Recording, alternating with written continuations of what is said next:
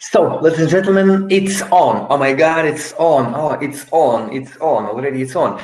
We are starting our session. I have started recording now. And I would kindly ask everybody of you to switch off cameras so far, just to make the channel easier, not so overloaded with internet connections. So you're always welcome to switch on your camera back once you have a question, when you start talking, and so on. And of course, the same with your microphones. It is a little bit better to keep your microphone switched off, muted. But any moment, at any time you would like to ask anything, please unmute your microphone, like start screaming, talking, clapping, whatever you wish. And I mean, interrupting me, it's absolutely okay today. And yeah, because you couldn't interrupt me when you're watching me on the video or just in the recording. I'm not reacting on any interruptions. But right now, please take your time to interrupt me, to swear on me, to argue with me, to do whatever you wish. Today, we're having our question and answer session. Question answer session. We have already 19 people on the call, and I expect approximately up to 10 more people. So I expect today having like up to 30 people. You remember we started with approximately how much? How many? About 80 or 100 people at the first call. Now we have just 21 currently, 22 in a second. There will be 22. And yeah, so and I expect at the end there will be only maybe 15 of us, but who knows? So it depends from time to time, from situation, from year to year. Good. The only thing I'm doing today, okay, not only, the main thing I'm doing today, I'm going to do today in front of you is to keep calm and listen to your questions. After listening to questions, I'm going to answer your questions, or of course just share my opinion or listen to your opinion, maybe react on your opinion if you would like to. Well, that's it. So I'm not going to give you any new information at all, because those recorded sessions are for accepting new information. And this session is to ask, to argue, to swear, to dispute, whatever you would like to do now with information you got. Again, hello everybody to the people who have just joined us. And by the way, hello everybody who is watching this session on recording. You're losing a lot. Please join us live next time in 2 weeks, because it's much funnier when you can interrupt this talking head of this trainer, I mean me. Good, and that's okay to have camera off, but if you can switch it on while asking, please switch it on while asking. And it's okay to keep your microphones mute, but please unmute it when you ask and unmute it again when you finish asking. You're welcome also to raise your hands. I see, by the way, Nicolas Karamanis have just raised the hand. So Nicolas, if you have any questions, you're welcome to speak it up. And if you can, please switch on your camera.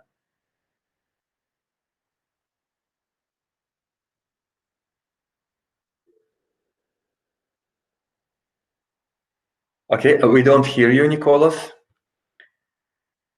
Please make sure you need your hand to be raised. Yes, you can raise your hand. There is kind of icon to raise your hand on the bottom of the screen.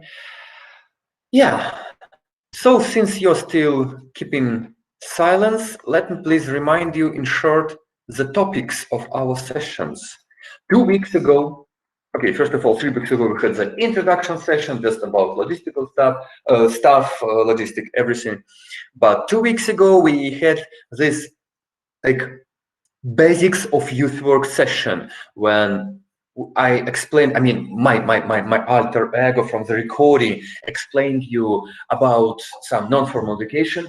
I expect that it wasn't so necessary for you to learn about what is non-formal education, what is the difference between non-formal, informal, and formal education. But I really hope that for somebody of you, it was useful. Please, guys, right now, if you think this first session about non-formal, informal education was useful for you, could you please put plus into the chat if you think it was useful and it was worth visiting?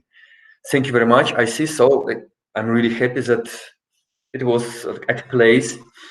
Also, we discussed a little bit about groups, you as youth worker can work with and possibly should work and will be working with, strategy, tactics of youth work, what is the aim of youth work in general, what are the goals, objectives, and a little bit about voluntary work, what is voluntarism, how the youth work appears in general, how to start it, and so on. So it was, and of course, yes, one very interesting thing, this life cycle of youth worker and life cycle of youth organization, where you just like casual, regular, normal young person with the idea of some kind of positive changes, then you start to change society around you, like voluntarily, just to make the life around you a little bit better. Maybe your own life, maybe life people around you, it depends on you. Then you create kind of structure, people coming, joining you. Then you create the organization from your structure. You can get this legal body for your organization. Then you start growing your organization. You become a leader of this organization, possibly a manager of this organization. After that, you start to delegate some responsibilities to other people. Well, and at the end, in any case, the organization either becomes bigger and grows all the time, like for example, Ford Corporation, yeah, or Apple Corporation, or this organization dies faster or slower, it dies at the very end. So, dear friends, what do you have to ask, to propose, to share regarding the topic of very first session we held 2 weeks ago? If you have any like questions, anything, you're just absolutely welcome to speak it up. And also, yeah, I have a chat open so I can possibly read the chat from time to time. I see the question from the user called the Useless Diaries Project. What this stands for? I'm not sure what are you talking about. If you can clarify, I would highly appreciate it. Comment from Sofia Escaria. If we think the session about non-formal education was useful, okay, yeah, okay, good, thank you very much.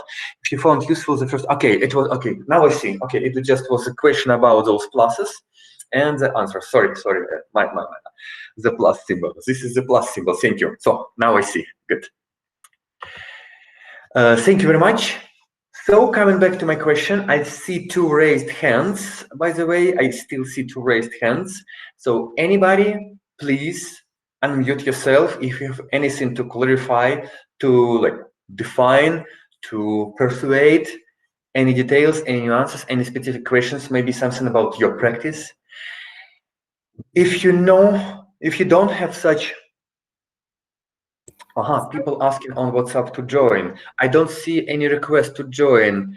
Could you please, like, if you can, if you have some time, could you please, ask those people to maybe close the session and, I mean, close the browser window and again try to open this browser window so I will see the request to join and let them in. At least I let one additional person in few seconds ago. By the way, we have 36 people. It's almost a half of the amount we had at our first session, and it's really good. I mean, like your group is really consistent, so you continue going, visiting, and so on. It's great. Well, I'm still giving you some time to come out with your questions and ask your questions or give me feedbacks about the session 2 weeks ago. I'm interested as a youth worker working with target group, how to manage group dynamic and synergy. How to manage group dynamic and synergy.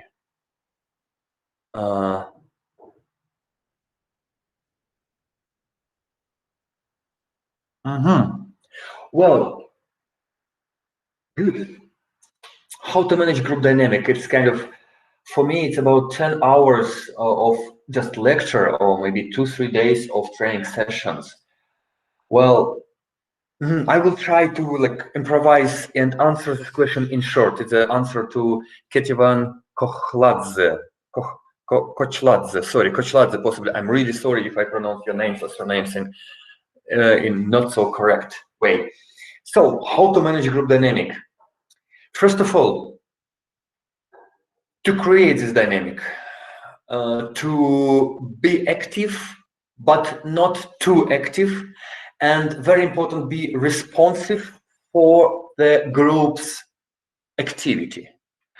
So when group tries to be active, respect it, notice it, first of all, respect it, reply to that, be grateful, appreciate it, allow people do what they want to do till it brings you and your group to the goal of your group meeting.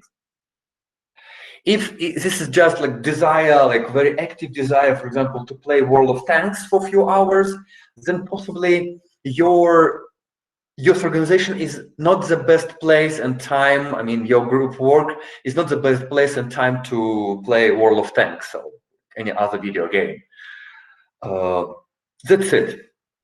And even if you like go into like create the snowman, again, it depends. You see, very interesting. So if you just go to create the snowman and have fun, it's one thing, and possibly they can do it outside of your youth work hours.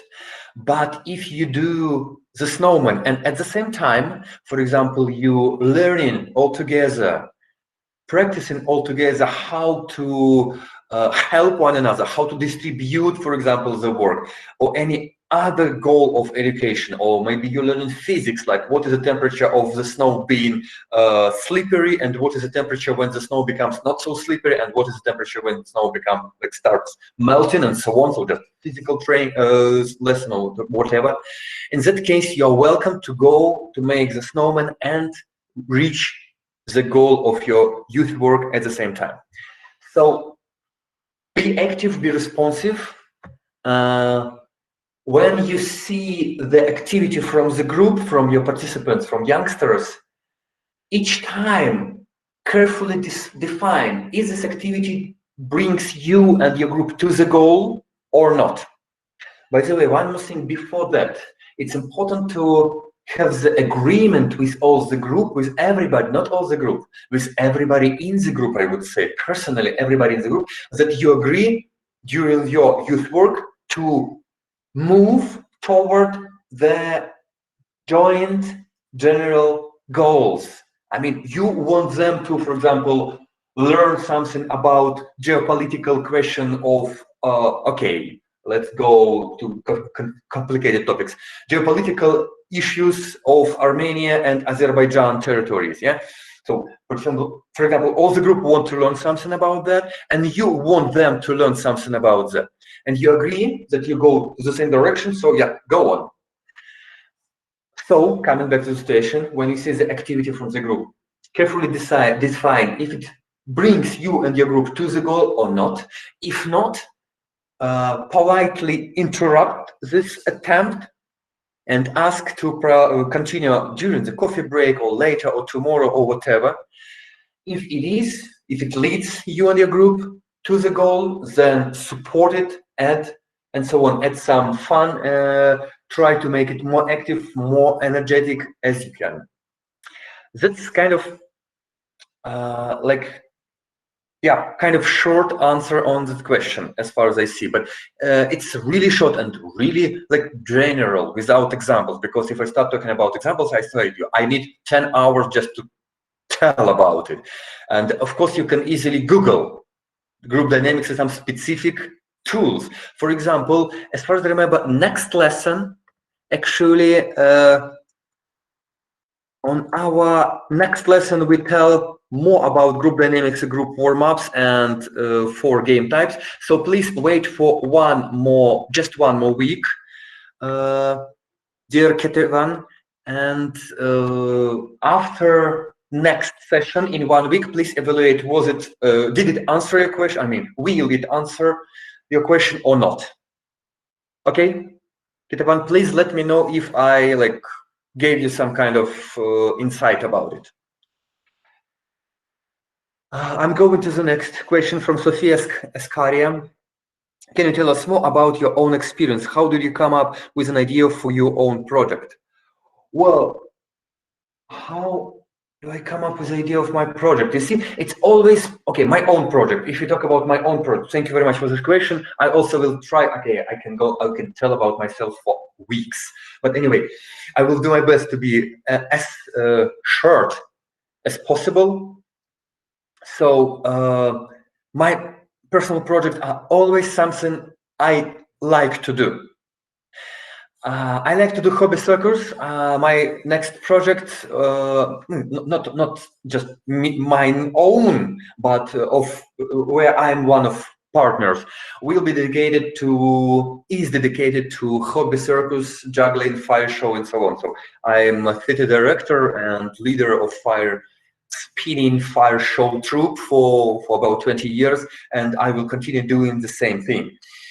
What else? I like history, I like mythology, I like ethnography, and some of my projects were dedicated to ethnography, choreography, history, and traditional music, for example, like those two big forest camps, wild forest camps, on kind of those, what is the name? Okay, Boy Scouts, kind of Boy Scouts, but without any uniform, without any specific, like, those pins, or how do they call it? Possibly pins. Yeah, so something I love to do, something I would like to realize to do. When I have this idea, I start thinking, what can I do with that? Okay, it can be like, I'm trying to add some meat. Okay, this is kind of skeleton, the idea, what I want to do, something I like to do. Then I'm trying to think, okay, how can I combine it with the desires of the sponsor? Sponsor is the one who can pay for that. And sponsor has always definitely different ideas. Sponsor doesn't have me to just go and do my hobby soccer stuff somewhere. Like, sponsor doesn't want to pay for me going to another country and doing my, let's say, fire show hobby circle stuff. But sponsor expect me to provide, for example, any education for youngsters, dedicated to some kind of general joint values, some kind of public values, like tolerance, like peace, like volunteerism, and so on and so forth. A lot of beautiful words. Or just education, some specific field of education. And I'm thinking, how can I combine the thing what I like to do with the thing what my sponsor would like me to do? And I find the solution. So I use any special creativity tools. Sometimes you can easily, again, Google about creativity tools, or you can find some videos of mine about creativity, how it works and how to boost it. Again, so I find the way, I find it's like, it's not so easy and not so difficult. Yeah, if you just start asking yourself, what would you like to do? And asking yourself, what are the values of, for example, Erasmus Plus program or any other sponsorship program, any other sponsor. By the way, there are many sponsors, many different grants who can pay you for your activity. But it's not just free money for everybody, never. Those money like cost a lot from point of view of efforts, from point of view of positive output you bring to the society. Remember about that. So you will definitely need to do a lot of useful and complicated things to get those money. And those money not just goes into your pocket. Okay, in some sponsors, in some specific cases, they can. Those money goes to cover the costs of your project. Yeah. Coming back to the situation, so you combine what you would like to do with what you need to do from the sponsor's point of view. You see, if you have this first segment, what you'd like to do, this project won't be interesting for you. You will have no motivation. I mean, some people have motivation as a like salary. So if you have your salary, you can do project that is not interesting to you. But now we're talking about voluntary projects that you do when you have your motivation. So you should be interested in that. It should bring you joy, bring you like fun, enjoy you. And second, what they want to do. So you combine it, you find the activities kind of meet kind of body of your project. What is the goal? What is the aim? What activities? How those activities actually brings you to the goal of the goals of the project and the aim of the project. After that, you can start finding partners, depending on how big is your project. Local, regional, maybe national, or maybe international. If international, ta-da! Welcome to the Erasmus Plus project, Erasmus Plus program page. And you can apply to get like, I don't know, 50,000 euros for international projects. So you can go to Atlas, this system of finding partners. You can find some international partners, but of course, to do it, you need to explore a huge amount of information. At least read from the beginning till the end this Erasmus Plus program guide. You can just Google Erasmus Plus program guide. You can find this document, you can read it. Sophia, I'm answering your question, but I'm not sure how skilled are you. Maybe you are a guru in Erasmus Plus program and you know much more than me. So I just don't know. So I'm trying to answer on the basic level. So please guide me. If you know something about it, please guide me to save my time, save my vocal cords. So I won't tell the things that you already know about. Okay, someone else joining us. We have 41 approximately people already. Well, find your partners. Read the sponsor's grant application rules. Make sure you fit to those your sponsor's grant application rules, and they apply for sponsor's grant, for sponsor's money before the deadline. And I would highly recommend you to put your own deadline approximately 1 week before the official deadline of the sponsor. Because each time you're doing that, each time, at least anything goes wrong, and each time you delay your work if you plan it before. So having this 1 additional week, you can delay it for 1 day, for 7 times, and you can still get within the deadline, and you don't need to sit for few nights, sleepless nights, trying to finish like 5 applications at the same time. Well, that's it in short, Sophia. And could you please give me the kind of I don't know, feedback about my answer? Was it full enough? Did I get into your question or not? And so on and so forth.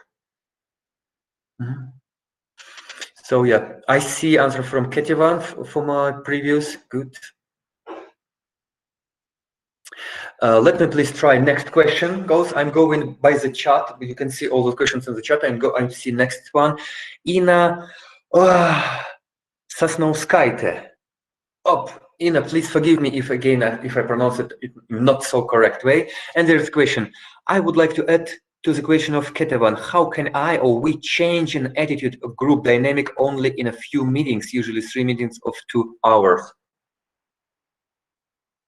How can you change? Okay.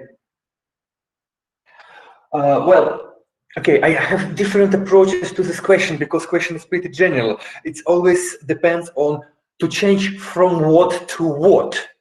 You see, if you want to turn the car left, you need to, for example, either push it if it stays or just turn the steering wheel, okay, left, sorry. But if you turn the car to the right, you need to do absolutely opposite thing. So, well, it depends to change an attitude, a group dynamics from which to which. But in short, the things that you're talking about is kind of reconvincing and maybe dealing with objections, dealing with yes, objections. So you can, for example, Google dealing with objections. It's kind of the discipline for sailing people, the ones who just walk from place to place and sell, for example, vacuum cleaners or something like that. So how to deal with objections when you, as a shop assistant, talk to possible consumer and convince him to buy this TV set, for example.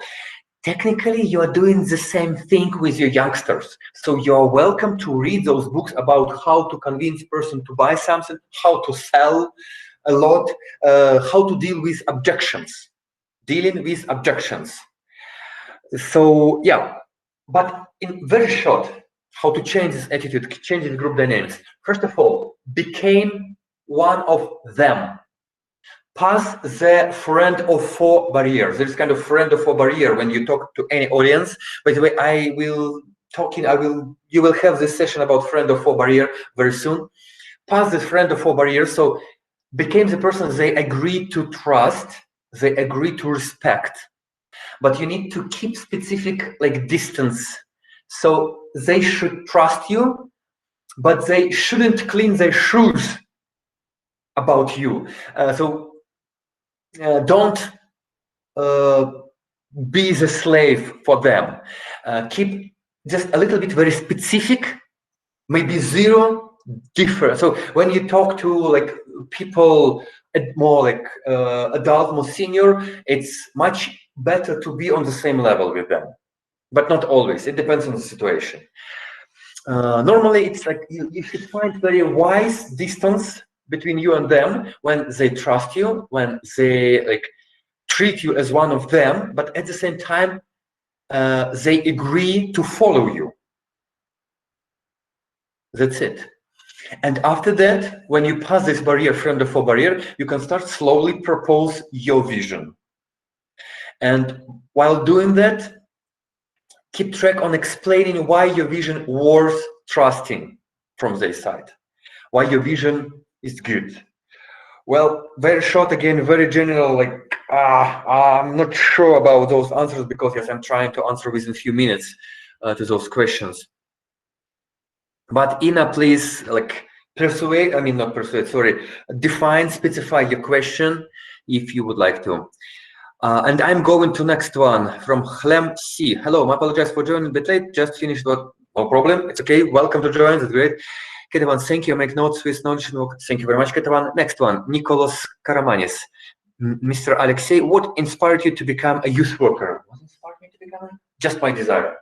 My first job was kind of leader of quiz games club. I mean, you know, this intelligent quiz, but this kind of question with tricky questions that need some knowledge and a lot of logic, and just groups tries to find the answer of the question without knowing, of course, the answer in advance. They're trying to find this answer, just thinking logically as fast as possible. And I was really big fan of those games. And my very first in 1999 years or 22 years ago, first like youth work was to like organize this kind of training session of quiz games for youngsters of the school. And yeah, we like, earned some rewards. I mean, the group, they're really good at that. Thank you very much, Nicholas. Next from Kitavan. That's perfect, thank you. Okay, thank you very much. Make note, okay. What did you study at university, Alexei? I'm a mechanical engineer. Paula Maresca, yes, I'm the mechanical engineer, just like the one who calculate the parameters of future special military car. That's it. Question or maybe comment from Yelena Voivoda. How to attract young people to our youth center on different workshops? So give me a second, I need to find it. Where is this? It seems that they are interested only for pure fun activities, party, PlayStation, etc. Well,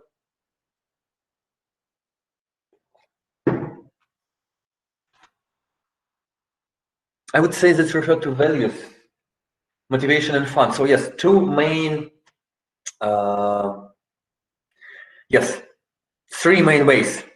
First main way you already mentioned, dear Yelena, fun. So propose them to have fun of your sessions, organize the sessions in a funny way, I mean, in a way they would like to visit, just having fun. And at the same time, on the second level, provide your educational goals and reach your educational goals with the group. And you don't even need to tell them that you reach your educational goals with them while providing them with that fun. It's just one way, yeah. Or another way, of course, you're welcome to tell them this is kind of another approach to the situation. So you will possibly, if they're more adult and think about the future, they will even feel more respect to you and feel will be more grateful to you that they having fun and at the same time they're reaching their own goals. Perfect. So having fun. Second level, kind of a level of conscious values. Explore and find their own conscious values. I mean, the things that they consciously and rationally would like to change in their lives, and provide them with the possibility to change that. For example, everybody defines that there are some people who would like to enter the foreign university, and for example, they have really bad level of, I don't know, international language, English language, or any other language of this foreign specific university. I don't know, Hungarian language because they want to go to Hungary, or I don't know, German language. Provide them with those classes like language for like entering the university in a fun way, like for free, not for free, it depends. But right now, I'm talking about the focus on conscious, rational desires of those people. So they agree, so, okay, yes, I decided that I want to enter this Hungarian university, but I don't know Hungarian language. So Hungarian language is kind of impediment for me. I need to overcome this lack of Hungarian language. When they know that, they will look where to learn Hungarian. The cheaper, the faster, the closer to the home, the funnier way. So rational. So first of all, have fun. I mean, one typical way. Second typical way, another typical way is to let them fulfill their conscious values. And third way, pretty complicated, for some people very easy, for some people very complicated, is to like entertain their subconscious values. Means everybody have kind of values that was like mostly on emotional level. Usually we satisfy those values by like when you just enjoy something, we do it like to satisfy those emotional values, subconscious values. I mean, for some people, value, I mean, again, subconscious, maybe unconscious values sometimes. So it's complicated. This pretty complicated cognitive science. Yes, they have those subconscious values they don't even know about. As an example, the voice of father or mother. If you have the voice, I mean, just your biological voice, the voice your vocal cords produce, similar to the voice of the mother of person, for that person, your voice will be more pleasant, or vice versa, possibly very ugly if the person has some another type of attitude regarding this voice of his or her mother. So it depends, and you never know. Okay, you never know for sure what is going on in the head of those people, but kind of, if you're lucky enough, or if you're a really good psychologist and culturologist, and if you provide a really good investigation of the area, you can learn what is in the mind of specific people. Usually those subconscious or unconscious values are very different, and they depend on family values. But in general, in a country, in kind of regional or national level, they finally look the same. Statistically, they finally become pretty similar. So there is majority of people who, for example, would like to eat some specific type of meal on specific type of religious holiday, just because it was the traditions of their families, different families for years, and for them it's something very pleasant. It's, like, how do the realtors, realtors, the people who selling flats and homes, how can realtors, there is a tricky way the realtors can sell a very old, unsellable home nobody wants to buy, or house, sorry, house, not home, house. How those realtors can sell this house? They before they 1 to 2 hours before a new possible customer comes to see this house, they can bring a big plate of very fresh bakery. Can you imagine those bakery, soft, hot bread with the smell of soft hot bread, and they bring like very big plate of this hot smelling bread inside the house. They leave it there for like half an hour, 2 hours, 3 hours, to let the house full of this smell of fresh bakery. They can, of course, they remove it right before the clients comes, and when clients come inside the house, they smell this smell of fresh bakery, smell of childhood, smell of happy childhood. And they agree to buy this not so good house much faster. This kind of tricky way, psychological way. So what should you do? Be this type of realtor. So learn what your youngsters would like and provide them with those emotions. It's kind of general question. How to do it in specific situation? Try, find, seek, experiment, and observe the result. Look at your youngsters. What are they interested in? Ask yourself why. Find the answer and provide your youngsters with more such experience. Possibly that's it in short. Yelena, please let me know if I answered your question in correct way. I mean, if you understand my answer and so on. Sophia, I see your answer. Thank you. And thank you very much. Okay, one more. Giovanna Keptia Pavlovich, or Pavlovich, I'm sorry, I'm not sure where the emphasis here. How to track young people on online activities and how to prepare ourselves for those activities when we have COVID situation and we are not available to work with them in person. Well, let me please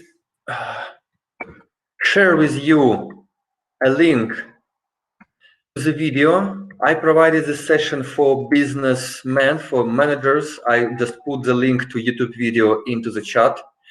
This kind of a set 1 hour training session about the effective video conferencing. So you can find, I think about half of this session will be useful for you for online work, or how to look better during online work, how to behave in better way during online work. Well, and also about preparation. Because again, it's pretty long discussion. If I answer detailed in detailed way, it can take about 2 to 3 hours of talking. Even on this 1 hour session, I did my best to be very short, to fit within this 1 hour or something. And how to attract people, approximately the same answer as on my previous question. So at that moment, I have no idea. So Giovanna Kepchia Pavlovich, sorry again about emphasis of pronunciation. Like, you're welcome to specify your question later and I will do my best to answer it later. Next one, Joella Lucky. I work with dance movement therapy, dance ability and the city with different social environment, from disability to mental health to refugees. All project I lead or I wrote are supposed to be free of charge for the target group. Although I'm new to Write Erasmus Plus program and find funds here, I have been always struggling because partners and municipality are never really helping, only want to put their name on the project, but never the effort and money. Sorry, it's a rant. Well, Joella, Lucky, I see your point, and in general, I agree. If you can, so it depends on the situation. It depends on the country, how corrupted is the country historically. So there are some countries that are really corrupted, I mean, traditionally, and anti-corruption law doesn't really work there. And there are some countries that aren't corrupted and everything works really well. So it depends very much on the situation, on geography, on like municipality, on the people. Actually, and it always depends on people, of course. If you can transform it into the question to me, I would be happy to answer this question if I can. I'm not sure I can. That's it so far. I'm going next. Okay. Joel Alafi, how to overcome? Okay, I see how to overcome the problem. Finally, I see how to overcome. Okay.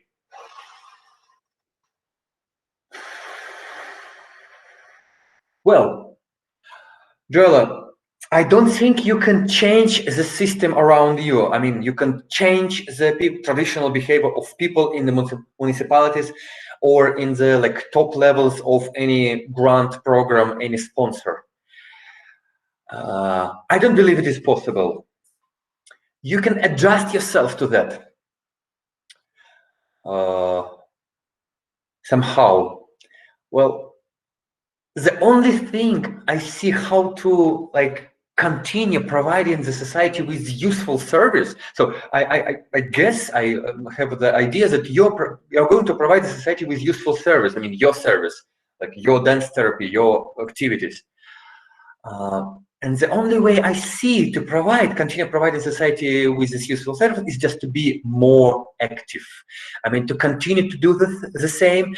Do not rely on other people, because every single person think about him or herself firstly, even you. And it is good that you think about yourself firstly. Of course, it is really good when you can think about other people and it is useful for the society. So yeah, good, do that. But remember that it's really complicated. So I haven't found my way to overcome this corruption problem. So technically, I have no answer on that question. Sorry, Joella. So I see ways how to avoid such situation. So be more specific or even more tricky during your grant applications. So request for specific help and write this help, request for specific assistance and write this assistance, I mean the very specific definitions of assistance in their application grant. So when they sign, they like oblige this mandatory have to do this part. But I don't really believe that, because they're usually more skilled than you. They're usually more skilled than me in all this paperwork. So I do not expect that we can do that. One more interesting thing, hire the accountant, the person who will be responsible for law and papers and numbers, mostly for economical part and financial and budgeting part. And that person can help you a lot. My life changed when I started to invite paid accountant specialist to my project. So they found so beautiful ways to save money, to avoid unnecessary fees, avoid unnecessary payment. So our project became about I would say 30% more efficient in average. So think about it, but it usually goes not to personal like performer or leader of the activity, but it mostly refers to organization. So if you have organization, if you have people who follow you, then find one more who will be the accounting specialist. That's possibly the only thing I can say. Joella, if I answered your question somehow, please let me know.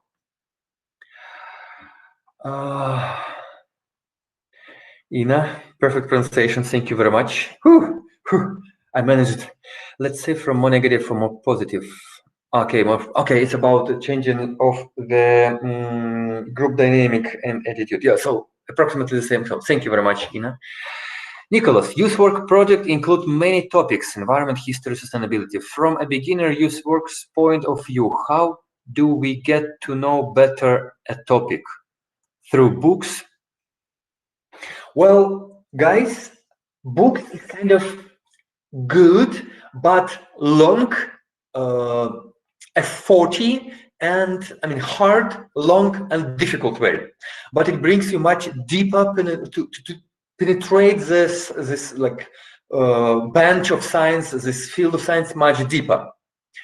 You can start with like easy level YouTube videos about the topic. Normally, those YouTube videos is are kind of funny articles about like kind of scientific, entertaining scientific article in a newspaper, in magazine, in colorful magazine. So you read it, you entertain yourself, you learn the topic not so deep on upper level, and you do it in fast way. Of course, if you feel you need to go deeper to penetrate the topic, then of course go to library. So just stand up and okay, in some cases you can go to Google Books or just Google it. Wikipedia also can answer the majority of your basic question. Remember about the Pareto rule. you will spend 20% of your time to explore 80% of information you need for the question, about the question, and vice versa. Later on, you will spend 80% of your time to explore, to learn the rest 20% of information about the topic. So do you need to spend those 80% of time to explore 20% of information at the end? Depends on you and your situation. I'm not sure you always need it. That's it in short, Nicholas.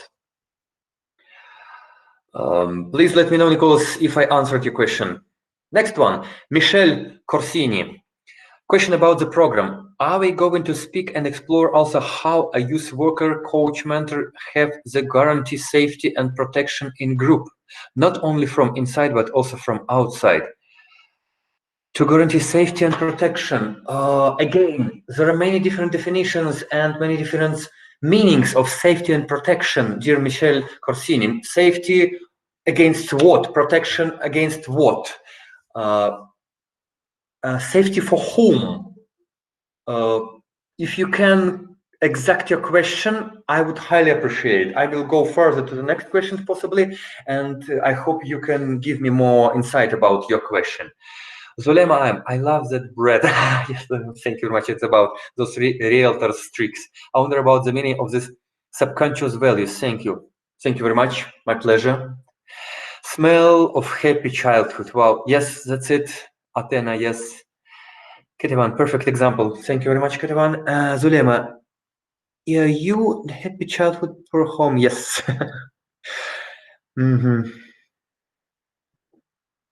Good. Veronica Poor. Here, one more fan of Zulema's comment. The happy childhood. Yes. The happy childhood. I don't know. Okay, I even don't know what language is it, but I'm trying to read it the way I guess can be right. I'm not sure. Next one. Clem C or Clem C. Again, sorry, I don't know how to pronounce this name. Wrote on at 5:37. I would share the same question from Michelle Corsini, please. If your answer is yes, how would we guarantee our group safety? Please clarify what kind of safety. I am not fully understand you. I'm not sure I understand your question well enough. Okay, thank you for the link. My pleasure. What can do in case of conflict? Okay, from Nicole, thank you very much. Conflict. Okay, I part conflict. I will get back. Conflict between volunteers, for example. Safety when a participant would have been stolen their backpack, their passport. Well, so like verbal safety or conflict safety, psychological safety, or kind of physical safety of staff and people. Well, dear friends, interesting question, really advanced question. It again depends very much on the situation.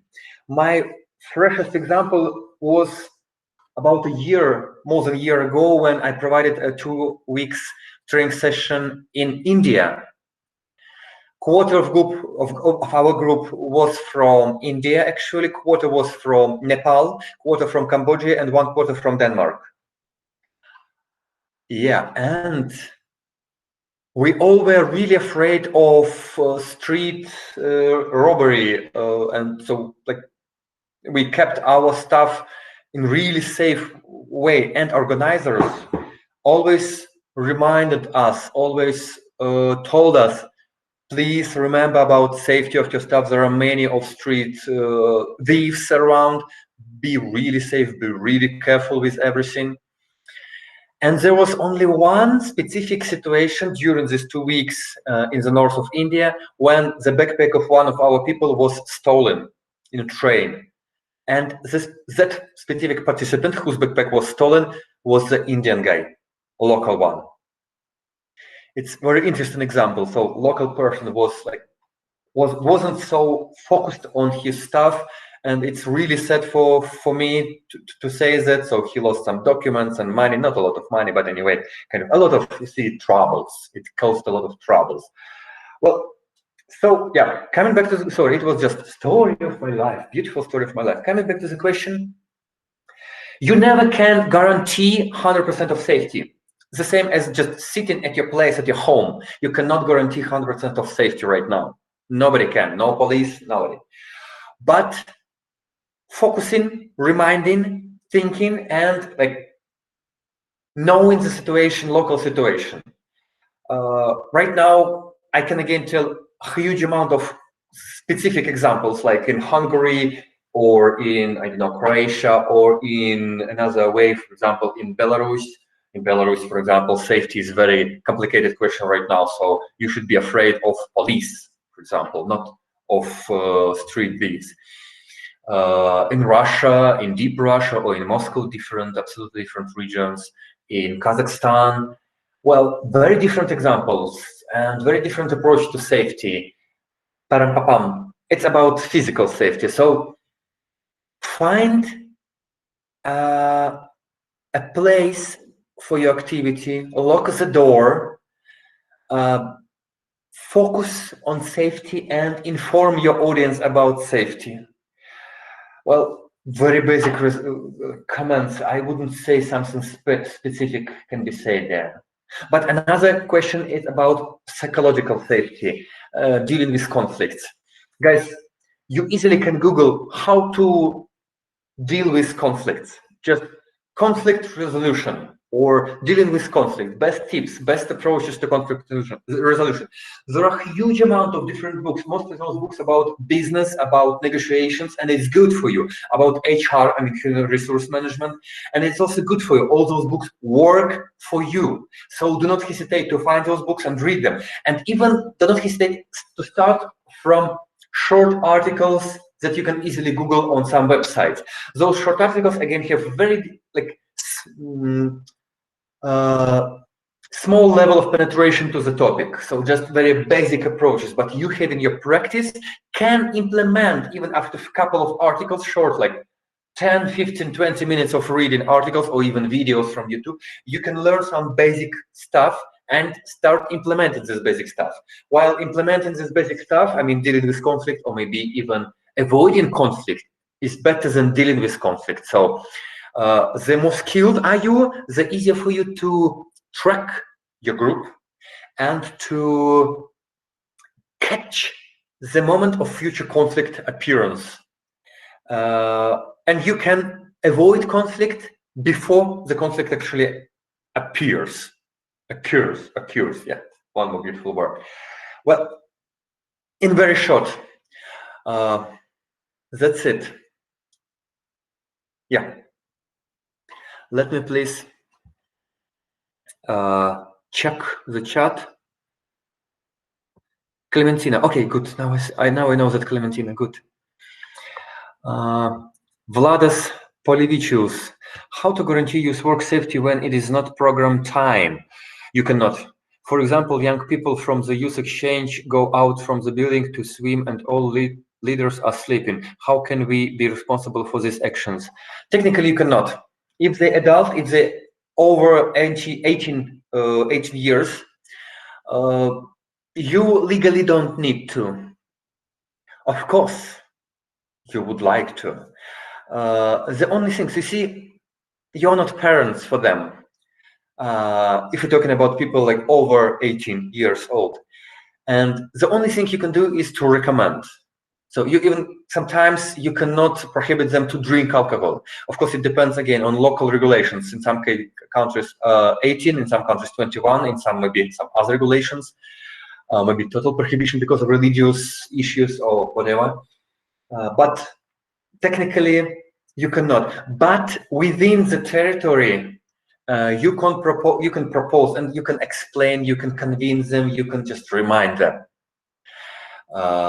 Sometimes some tricky ways, like to find the real set story about, I don't know, a guy who died because of stupid dullness, his own dullness, for example. Sorry for mentioning, but if you can't find specific examples about specific type of activity you would like your participant not to do ever, then just bring this example and add this example to the very beginning of the session at the first day when you explain the rules. Like, do not swim in this river. That's it. Actually, you never can be really sure that they won't swim, but at least you will rise a little bit the level of safe awareness about it. On the other hand, when they're drunk, nothing can help.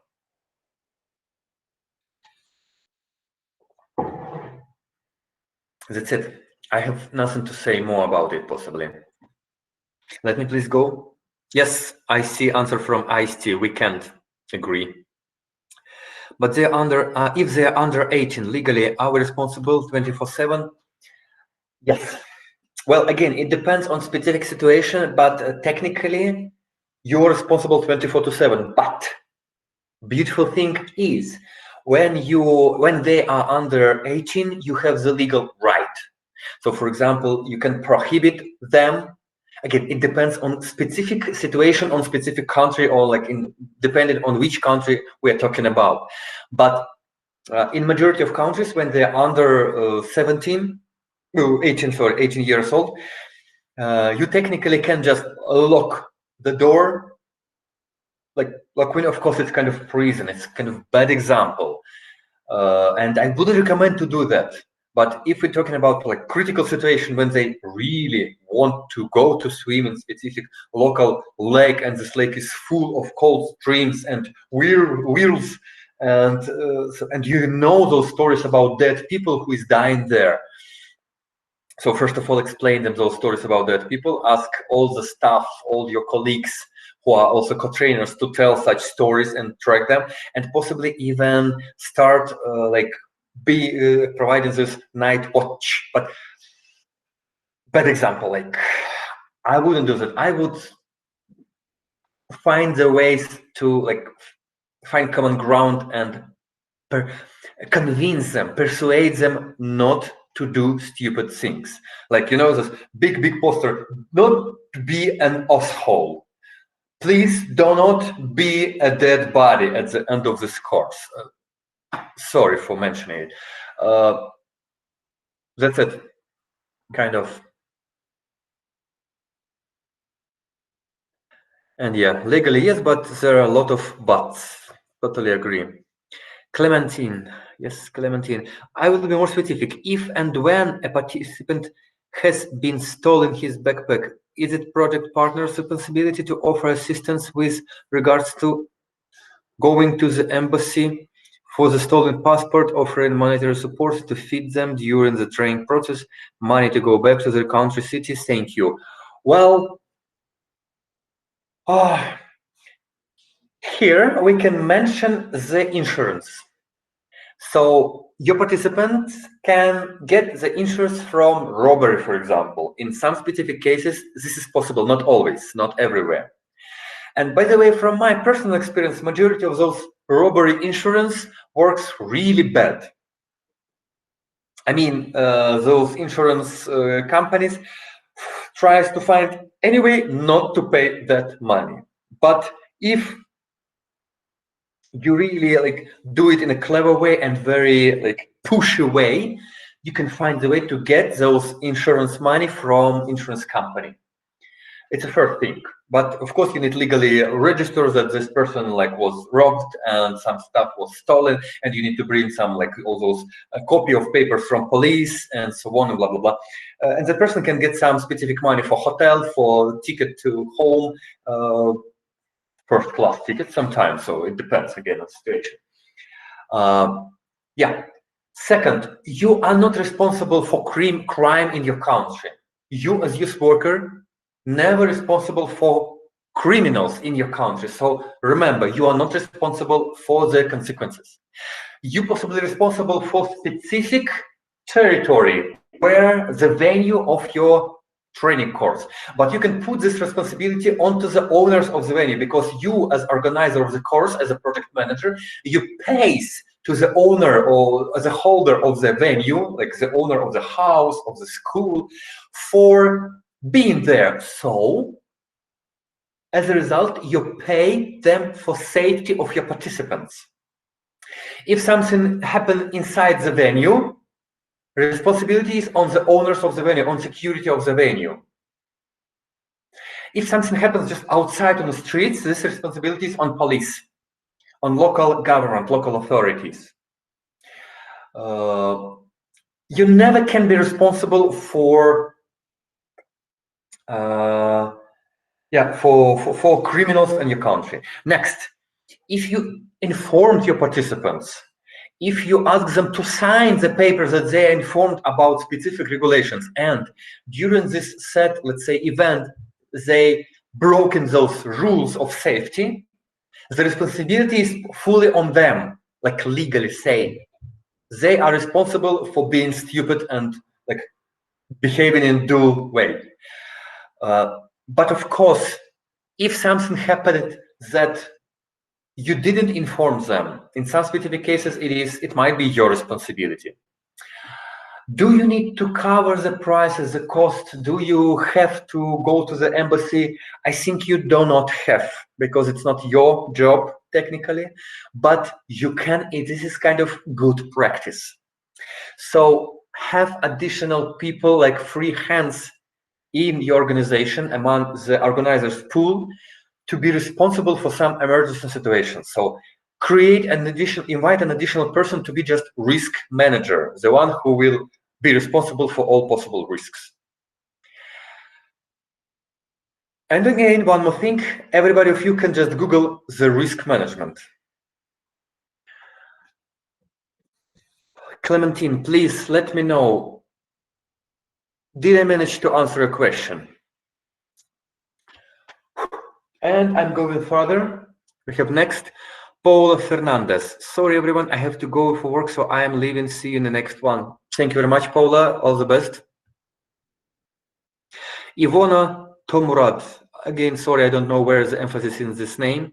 How much of independence of youth worker in NGO is recommended? I will try to specify where is the line between allowing youth worker his creativity and responsibility for leading project and controlling that everything goes well. There is no strict answer on the question. There is kind of evaluation scale. Guys, please, everybody of you, right now, we have how many? 38 people here. I expect 38 answers in the chat in a few seconds. With everybody of you, imagine there is a scale of the freedom or authority for participant. You, as a youth worker, on the scale, which level, like let's say the amount of authority, so 0 is full freedom for participants. They just come and do whatever they wish. You're not limiting them, you're not providing any like limit for them ever, absolutely. This is 0. 10 is total control, like we don't need no education, you know, the song, like this video clip like in Pink Floyd, this song, Another Brick in the Wall by Pink Floyd. So 10 is kind of level of total control of their behavior. You control everything, time to go to bed, time to pee, time to go to poop, time to eat, time to clean the teeth, and so on. So which level for you is like your level, or maybe good level you consider? And now, I'm going back to Ivona Tomurat. You see, there is no strict answer. You can find very different answers. 7, 8, 7, 4, 8, 7, 6, 5, 7. Yeah, so very different levels. I'm sure the deeper you go to West, the closer you have answers like 3, 4, or even 2. So closer to absolute freedom. Once I took part as participant when I was much younger, as participant in a course with like very close to absolute freedom. So it was level like 1 approximately. So we had even no program. We could define our own program and follow our own goals, being there. It was a very interesting experiment, and it showed that like I didn't reach anything during that course. I was just lazy bastard all the week. I understood what is going on only after 3 or 4 days, because usually I used to have very strict program and trainers who bring us to the results of this program. So I was lost for a few days, and I tried to find my own topics to discover, to learn, and it was too late. Like the time was lost. So I would say between 3 and 9, depending on the situation. So, for example, I had an interesting experience working with young,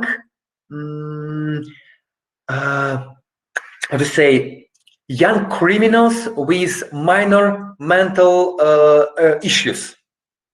Actually, criminals and mental issues was connected. So they were criminals because of mental issues, or maybe vice versa in some specific cases, also possible. And for them, for example, to give them freedom, like closer than to 0 and 6, like less than 6, was absolutely useless waste of time. So they just started to smoke, to drink alcohol, like to fight with, physically fight with one another, to beat one another.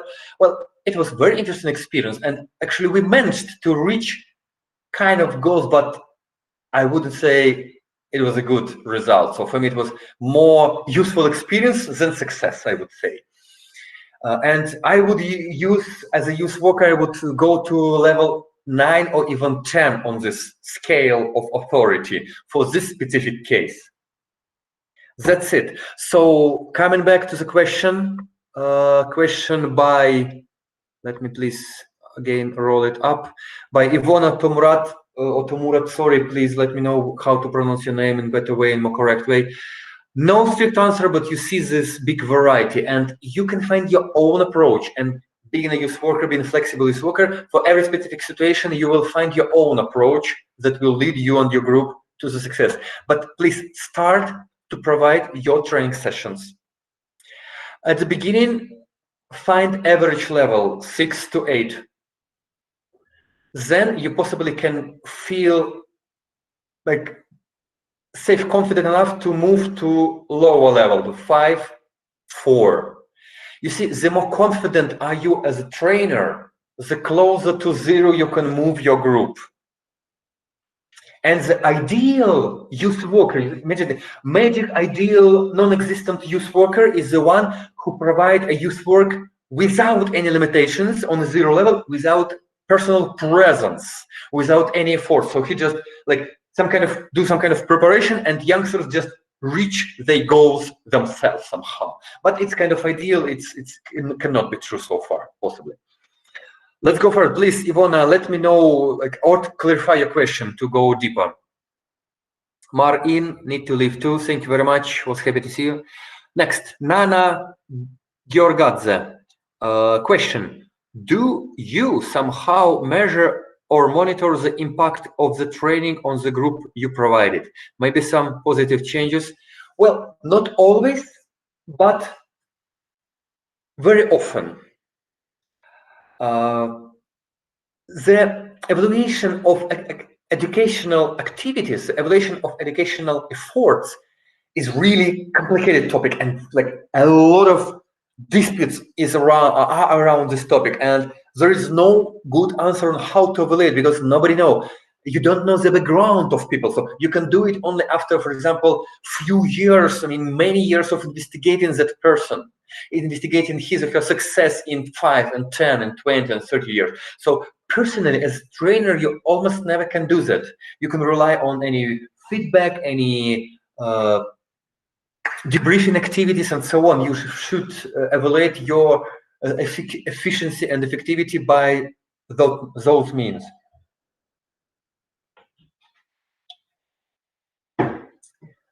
But yeah, you can provide some specific activities like practical exercises at the end of your training course, and you will see, but really practical, without your presence during this exercise. So they just really do it themselves, and you just watch them. Big Brother is watching you, yeah. And you can find that yes, they transform. So you remember this, very important. Acquiring knowledge by, for example, learning. By doing, transforming knowledge into experience.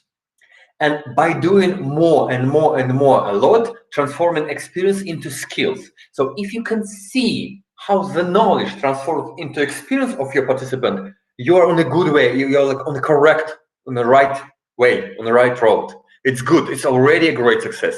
But if you surprisingly manage to observe and to document the transformation of experience into skills, you are awesome and I want to be your student. How to do that? Nana, please let me know how useful was my answer for you. Let's go next. I'm rolling to the end of chat. I think it depends on what kind of group it's. Yes, absolutely. It's all about those evaluation. For me, it depends on the group, of course. One mean very strict monitoring. So Athena, Cole, I meant one is kind of not strict monitoring, one is total freedom, 10 is, yes, 0 is absolutely freedom. Thank you, Eleni. Eleni answered.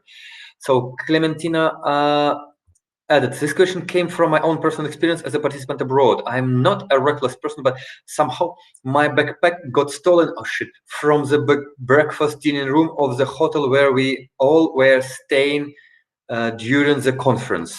I had neither support from my own NGO nor from the welcome NGO, not to mention the hotel manager. He kept hiding from me and his employees. And what's worst, from the police. If I had not had my friend with me, I would have starved. Clementine, yes, I see your point. It's kind of so this is, for me, this situation when the hotel should be responsible for that. But yeah, on the other hand, physically, maybe it's just hotel people just physically have no possibility to be responsible. Yeah, so like, thank you for sharing the story, and this is kind of very sad but very interesting example. I mean, interesting, yeah, sad and useful example. You see, it's very always either if you get success, you get more self-confidence. If you get fail, you get more useful experience. So this was very useful experience for you. And not only because by telling this story to us, you made all of us, all 38 people presenting right now in this video call, and everybody else who is watching this recording on somewhere on YouTube. Hello, everybody, people from the future. We are people from the past. Like we like greeting you from your past. So yeah, those people also can learn that it happens, and yeah, everybody should be more aware of the stuff. Like, I was panically aware of, I mean, not aware, panically afraid of my stuff to be stolen in India. That is why I never put my backpack to my bag. I always kept my backpack in front of me when I went outside. And I never took all my money and all my documents with me. I took just some minimal necessary amount, and all the rest was like locked in the hotel room in much more space than just my backpack. But yeah, good, sad story, Clementine, and I wish you the best. And yeah, so unfortunately it happens from time to time. Let's go next. Joanna M. How can you convince social institutions that never really worked with non-formal education to start working with non-formal training, to them to see the importance of this kind of approach? Well,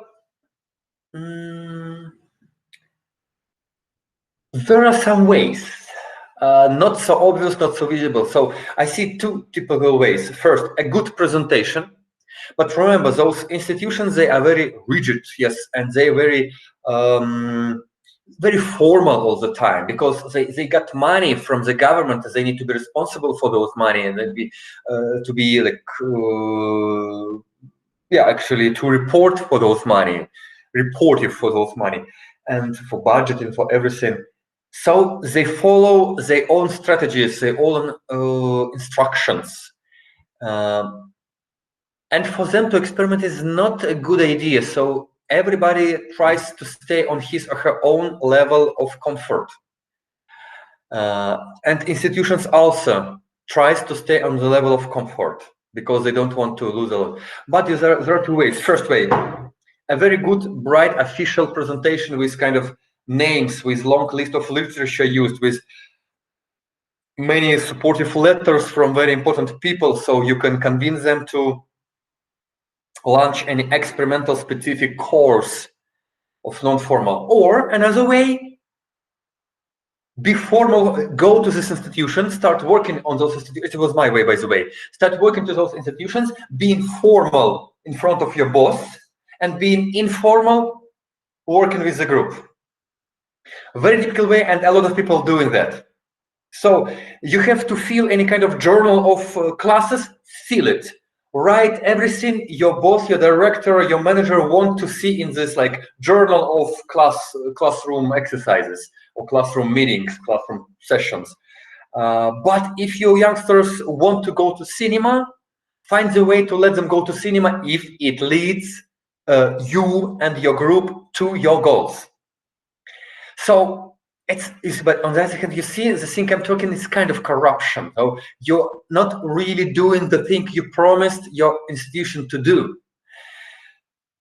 But on the other hand, this brings your youngsters to the positive outputs of non-formal education, and it brings your institution to the situation when you bring the institution, okay, you bring the result to the institution. Kind of. Joanna, please let me know if I understood your question. Clementine, I believe that was very irresponsible and inhumane behavior from my NGO. Possibly, yes. Nobody asked for free money, free food, but to leave a participant who is part of your group speechless, well, yeah. I feel myself legally responsible to send them back home safely. I see. Okay.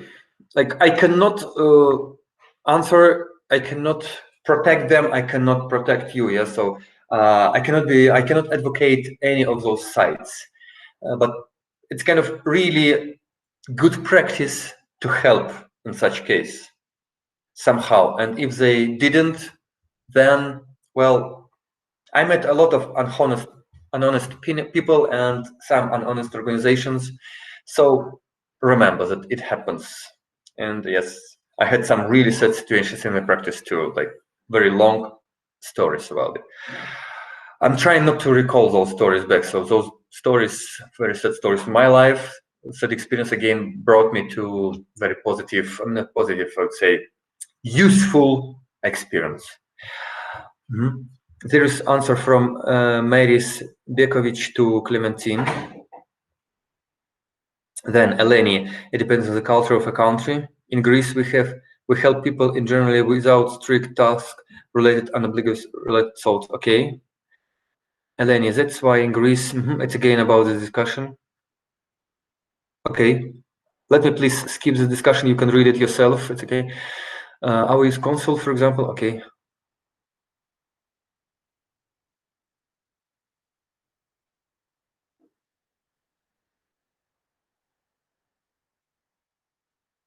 Paola Maresca, how was it? If you succeed, you get self-confidence. Self-confidence mean you understand that you worth something, understand you can do that. You feel yourself better, you feel more like proud of yourself because you can do that. And if you fail, you get useful experience. Yes, that's like that's my like way of thinking about the world. Good. Again.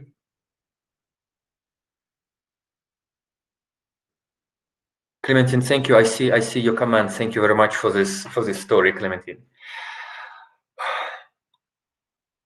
Maris Bekovic, I'm from Bosnia and Herzegovina. We also generally help out people, but as Alexei said, it depends from organization to organization, from person to person. Good. Dear friends, so far I don't see any questions in the chat. As I said, once we're done with the questions, we can happily say goodbye to one another. And actually, yes, I told a lot. I didn't expect to tell so much today. So you're great, guys. Yes, you made me tell a lot. You made me tired of it. It's cool, yeah. So because yeah, it's a good practice for me always. Well, so thank you very much for your questions. Let's take Alexei, you seem a little bit with flu. Is it okay? Well, it's not flu. Actually, I just had a week full of presentations, like big international conference yesterday at 9 o'clock local time, and long filming session. So yes, it was. I could just have kind of, you see, there is a zebra with those like lines: white line, black line, white line, black line, and then the butt, the asshole. So at the end. So guys, let's check. I'm not farewelling you still, but I'm checking. Do we have any questions so far? At least if you have, put it right now or just pick it up. You're absolutely welcome. And thank you. Yes, I see your kind words, guys. It's so pleasant. It's so great to see all you. Joella Lahi says about Italy. Yes, and thank you very much for a session. Well, I see no more questions in the chat. Possibly that is the symbol, that is the signal that we can move to the end of the session. So, dear friends, and again, our friends from future who is watching us from your past on YouTube, have a great days. I wish you all safety. I wish you self-awareness. Please be responsible for yourself too, always. And I wish you to meet people who can help you in any difficult situations, of course, because it's not always the case. Not always we can find those people who can help us. And remember that the awfulest situation you met is the biggest, best lesson to you for your future. Sometimes really traumatic lesson, as it was for me. So I stopped believing people, I stopped trusting people of some of my lessons. So I became really like my character changed a lot. Character, like my mind changed a lot. But anyway, we can continue bringing this world to the best. So thank you very much. Let's finish at that moment. See you next week. Okay, next week you will see me like in the recording, and in 2 weeks again, next 2 sessions will be in the recording with new questions, with new information. You will find those information in the session plan document. You can find all those very brief description of each session there, so you're welcome to find. Please bring your questions to me, or even post your questions into the chat. And thank you very much for your time. All the best. Bye bye. I'm stopping this session, so you're welcome to drop off. It was great pleasure to see you guys. Have a great rest of the day. Have a great week and great weekend.